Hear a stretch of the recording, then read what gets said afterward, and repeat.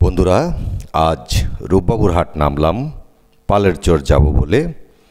আমরা ওখানে নেমে ভ্যান গাড়ি করে পালের চর যাওয়ার উদ্দেশ্যে রওনা হলাম। কিছুক্ষণের মধ্যে আমরা চারিদিকের দৃশ্য দেখতে দেখতে পালের চর পৌঁছে যাব। শীতের দিন, খুব ভালো লাগছে, ঠান্ডা বাতাস, কানগুলো ঠান্ডা হয়ে যাচ্ছে। আজ ঘুরে ঘুরে দেখাবো আপনাদেরকে পালের চরের বিভিন্ন জীবনযাত্রা। আমরা পালের চর ঘাটে এসে পড়লাম, ট্রলারে উঠবো এবার। এখান থেকে ট্রলারগুলো ছাড়ে, আর এইগুলো যে দেখছেন সেগুলো মাছের নৌকা। আমরা এখান থেকে ট্রলারে উঠে অল্প কিছুক্ষণের মধ্যেই আমরা পালের চরে পৌঁছে যাব। ওই যে ট্রলার এসে পড়ছে, এই ট্রলারটিতে চড়ে আজ আমরা যাব। ওখানে গিয়ে পেঁয়াজ, রসুন, ভুট্টা, যা যা ফসল হয়েছে সব ঘুরে ঘুরে দেখাবো। বন্ধুরা, পালের চর নেমে গেছি আমরা, আমাদের সাথেই থাকুন আপনারা। বন্ধুরা, স্বাগত জানাচ্ছি শরীয়তপুর জাজিরা পালের চর থেকে। আজ ঘুরে ঘুরে আপনাদের দেখাবো এবং কৃষকদের সাথে আলাপ করব, আপনাদেরকে শোনাবো কৃষির সাফল্য ও ব্যর্থতা। আজ এখানে এই যে একটি অস্থায়ী ঘর বানানো হচ্ছে, কারণ এখানে বাদাম রোপণ হবে। এই বাদাম রোপণ হলে যেখানে শ্রমিকরা থাকবে, এখানে খাওয়া দাওয়া হবে, রান্না বাড়া হবে, তার জন্য আজ এটা তৈরি হচ্ছে। ভাই, আসসালামু আলাইকুম। ওয়ালাইকুম সালাম। ভালো আছেন? হ্যাঁ, ভালো আছেন আপনি? জি, আমিও ভালো আছি। আসলাম তো আপনাদের এইদিকে দেখার জন্য কি ফসল হচ্ছে এবং আপনারা কি ফসল করছেন। এখন এই যে দেখতেছি একটা ঘর তৈরি করতেছেন নাকি, ছোটখাটো? এই ছোটখাটো ঘর তৈরি করতেছেন কিসের জন্য? এই আমরা জমিন চাষ করুম, বাদাম লাগামু, আচ্ছা, কালেজিরা বুনমু, আচ্ছা, ধনিয়া বুনমু, আচ্ছা, এই মুসুরি বুনমু। এই সব চাষগুলো করেন আপনারা? গেছে বছর করছিলেন? হ্যাঁ, করছিলাম। গেছে বছর কিটা চাষ করছিলেন আপনারা? আমরা বাদাম চাষ করছিলাম। বাদাম চাষ করছিলেন, আমি দেখছি। গেছে বছর এখান থেকে একবারে এই পর্যন্ত সম্পূর্ণ বাদামই ছিল। বাদামই ছিল, হ্যাঁ। এবারও বোধহয় আবার বাদাম করবেন না? গেছে বছর বাদাম আপনাদের কেমন হয়েছিল? মোটামুটি খুব ভালো হয়েছিল। মোটামুটি ভালো হয়েছিল, মাশাআল্লাহ। মোটামুটি ভালো হইলে ভালো, কারণ কৃষক বাঁচলে আমাদের দেশ বাঁচবে, এটা হলো আমাদের স্লোগান। আর কৃষক বাঁচলে কৃষি বাঁচবে। কৃষি বাঁচবে, এই ভাবনা, এই চিন্তা থেকে আপনাকে আমি কয়েকটা প্রশ্ন করি। এই এখন প্রথম যে সিজনটা চলতেছে, প্রথমে কি বোনার সিজনটা চলতেছে? প্রথম চলছে ধনিয়া, কালেজিরা, পেঁয়াজ, রসুন। জি, আপনারা কি বুনবেন? আমরা এখন বাদাম লাগাম। বাদাম কতদিন লাগবে এই বাদাম বুনতে? কমপক্ষে 15-20 দিন। 15-20 দিন। কত বিঘা জমির ভিতরে করবেন? আমরা কমসে কম 50 বিঘা জমিন করব। 50 বিঘার ভিতরে করবেন, মাশাআল্লাহ, ইনশাআল্লাহ। আচ্ছা, এটার যে বীজ লাগবে কতটুকু প্রতি বিঘায়?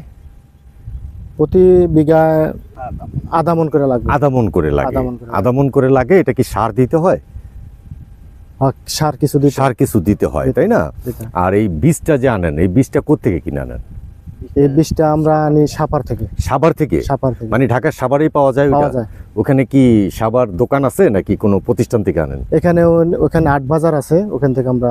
ওই সাভার যে হাট বসে, ওই হাটের থেকে আনেন? ওই হাটে থেকে। ওনারা কি বিচন হিসাবে বিক্রি করেন? এটা বিচন হিসাবে বিক্রি করেন। আচ্ছা আচ্ছা আচ্ছা। কারণ বাদামটা কি ওখানে বেশি হয়? বেশি হয়, এই তার জন্য ওনারা বিচন রেখে দেয়। ওই বিচনটা আপনারা আইনা আবার রোপণ করেন, তাই না? এখানকার সবাই কি, যারা বাদাম করে, সবাই কি ওখান থেকে আনে? ওখান থেকে আনে না? তাই বিচনটা যে এবার আনতে যাবেন না, নিয়ে আসছেন? আমরা কিছু আনছি, আবার যাবেন আনার জন্য। প্রতি বিঘায় আধা মণ করে লাগে। আপনার এখানে প্রায় কত বিঘা করবেন? 50 বিঘা। 50 বিঘা, তো অনেক বাদাম লাগবে, তাই না? ওখান থেকে আপনাদের ক্যারিংটা কিভাবে করেন, মানে আনেন কিভাবে? ওখান থেকে আমরা গাড়ি দিয়ে নিয়ে আসেন। তারপরে এখানে আইনা ওই বাদামটা কি বোনার প্রক্রিয়াটা কি? বাদাম প্রক্রিয়া কি, বাইতে আইনা আমরা ওটা ছুইলা দানাটা রাখি। হ্যাঁ, দানাটা রাখিয়া ওটা আমরা যে মিশাটা ওটা ফালাই দেই, মানে নষ্ট যেটা ফালাই দেন। আচ্ছা, তারপরে এই ভিজাইতে হয় কিংবা কিছু দিতে হয়? কিছু হয় না, কিছু দিতে হয় না। এই একটা একটা করে রোপণ করেন নাকি 2-3টা দেন একসাথে? একটা একটা করে। কোনো গাছ মিসিং হয়ে গেলে কি করেন? সেটা মিস হয়ে যায় না? 2-1টা হয়ে যায়, কারণ আপনারা যে বাছাইটা করেন, সেই বাছাই অনুযায়ী বোঝা যায় যে এটা গাছ হবে, তাই না? গাছ হবে। প্রায় একটা বাদাম গাছে কতটুকু পরিমাণের হইতে পারে হাইস্ট? বেশি হলে 100 গ্রাম? 100 গ্রামের মতো হয় না? তাই 100 গ্রামের মতন হলে আপনারা কতটুকু দূরত্ব বজায় গাছটা বুনেন? ছোট লাঙ্গল আছে, জি, ছোট লাঙ্গল দিয়ে আমরা ওটার আর কি সিরিয়াল করে সিরিয়াল করি। মানে কত দূর দূর দেন? বেশি দূর না, ধরেন আজকে 4টা, এক হাতে 4টা পড়বে, 4টা পড়বে, এক হাতে 4টা গাছ হয়, তাহলে ওর বাতাস টাতাস সম্পূর্ণ পায়। আর কত দিনের ফসল এই বাদাম ফসলটা? মাঘ ফাগুন চৈত বৈশাখ, জ্যৈষ্ঠী মাসে উড়াই নেবেন। আর উঠানোর পরে কি আর কোনো ফসল হয় না? না, উঠানোর পরে নদীতে পানি হয়ে যায়। কত জনে ধান দেয়, হ্যাঁ, ধান টিকলে দেয়, নইলে দেয় না। ও, ধান অনেকে দেয়, অনেকে দেয় না। কারণ ধানটা দেখা যাচ্ছে এখানে যে এই চরের ভিতরে আমি বর্ষাকালে আসছি, দেখি মাছ ধরে ট্রলার দিয়ে, মাছ ধরে, তখন দেখা যায় ট্রলার দিয়ে মাছ ধরলে এই ধানটা নষ্ট হয়ে যায়। এর জন্য অনেকে বোধহয় ধান দেয় না। আপনারা তো ধান দিছিলেন কোনো সময়? দিছিলাম আমরা আর কি, কাটতে নিয়ে গেছি। হ্যাঁ, ধান পাইছিলেন? পাইছিলাম। কিরকম বিঘা প্রতি পাইছিলেন? আর কি 8-9 মণ পাইছিলেন অলরেডি। কি ধানটা বোনেন? আমন ধানটাই ভালো হয়, কারণ পানি তো ওঠে এখানে, প্রায় 3-4 ফিট পানি ওঠে বোধ না। আর চর কি এবার মাটি পড়ছে? এই চরে যে দেখা যাচ্ছে অনেক কিছু মাটি পড়ছে, পলি আছে। এই পলিটা কি এবার বেশি পড়ছে? এবার একটু বেশি পড়ছে, বালুটা বেশি পড়ছে। তাই বালু পড়াতে কি আপনাদের জন্য ভালো হয়েছে, নাকি মাটি পড়লে ভালো হইতো? মাটি পড়লে ভালো হইতো। মাটি পড়লে ভালো হইতো, তাই না? আর আপনার জীবন দশায় আপনি কয়বার দেখছেন এই চরটা ভাঙছে? এই চরটা ম্যাক্সিমাম 3-4 বার ভাঙছে। 98 সালে একবার ভাঙছিল। তারপরে এটা কত বছর পরে জাগছে জানেন? আচ্ছা, সেটা আমি আপনাদের কাছে পরে জিজ্ঞেস করতেছি। এই চর জাগার পরে তখন আপনারা শস্য রোপণ শুরু করে দিয়েছেন। এখন এই চর, আগে তো অনেক জঙ্গল, ঝাড় জঙ্গল ছিল।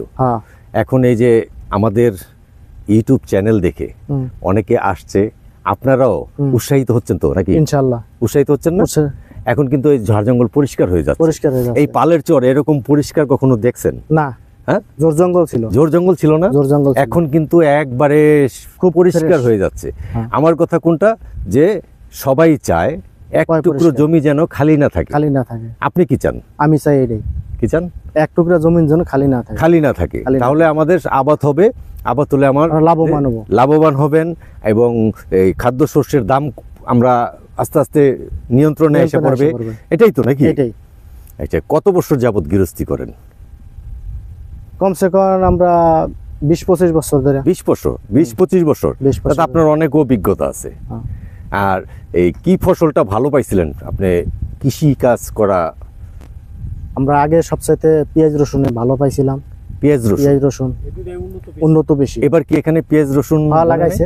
বানাইছে, সাবেকে লাগাইছে। সাবেকে এখানে ভিতরে চরেও লাগাইছে। যে ওই যে ওই দিক দিয়ে, কোন দিকে? এই দিকে লাগাইছে, ওদিকে লাগাইছে, ওদিকে লাগাইছে, ওদিকে লাগাইছে চরে। আলু লাগাইছে। আলু হয়েছে। আলু কেমন হয় এখানে? বহুত প্রচুর পরিমাণ আলু ভালো হয়। আচ্ছা, যাক, ভাইয়ের নামটা যদি একটু বলেন। আমার নাম আবু আলেম। হ্যাঁ, আমরা যাক একই চরে আছি। আর কথা হইলো কোনটা, আলু ভালো হয় না? ভালো হয়। আবার আমি শুনছি আলুতে অনেকে মাইর খাইছে। অনেক মাইর খায় অনেক ক্ষতিগ্রস্ত হয়েছে কৃষক। যাকে এখন একটু ঘুরে দাঁড়াচ্ছে। কিন্তু এই পালের চরে সবচেয়ে ভালো হয়েছে। মানে ভালো হয়েছে না? আর এদিকে নাকি একজন বড় একটা প্রজেক্ট করছে আলুর। বড় একটা প্রজেক্ট করছে। ঠিক ঠিক। এই ভিতরে আছে না? উনি সব সময় কি এখানে করেন? উনি মাঝে মাঝে এখানে বহুত প্রজেক্ট নিয়ে, বহুত জায়গা নিয়ে করে রিস্ক নেন নাকি? আর রসুন বুনেছিলেন কখনো? রসুন কেমন হয় বিঘায়? 50 মণ। 50 মণ হয়?